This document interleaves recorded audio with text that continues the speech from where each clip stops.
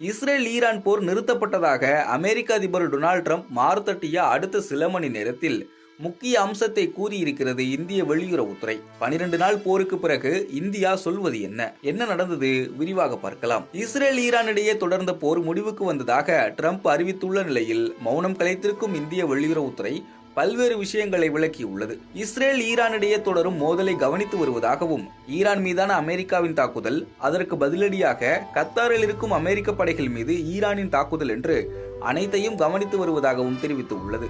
இதில் போர் நிறுத்த ஒப்பந்தம் என்ற தகவல்களை வரவேற்பதாகவும், பேச்சுவார்த்தை ராஜதந்திர முறையில் தீர்மானம் ஒன்று கொண்டுவரப்பட வேண்டும் என்றும் கருத்து தெரிவித்துள்ளது இந்தியா. மத்திய கிழக்கில் தொடரும் பதற்றத்தை தணிக்க ராஜதந்திர ரீதியான பேச்சுவார்த்தைக்கு மாற்று வேறு இல்லை என்று கூறியுள்ள இந்திய வெளியுறவுத்துறை, அமைதியை நிலைநாட்ட இந்தியாவும் தயாராக இருப்பதாக தெரிவித்துள்ளது. அதாவது இரு நாடுகளுக்கும் இடையே பேச்சுவார்த்தை நடத்தி அமைதியை நிலைநிறுத்த தயாராக இருப்பதாக தெரிவிக்கப்பட்டுள்ளது. முன்னதாக தங்களுக்கு எதிராக அணு ஆயுதங்களை தயாரிப்பதாக ஈரான் மீது குற்றம் சாட்டிய இஸ்ரேல் கடந்த 13ஆம் தேதி தாக்குதலை தொடுத்திருந்தது.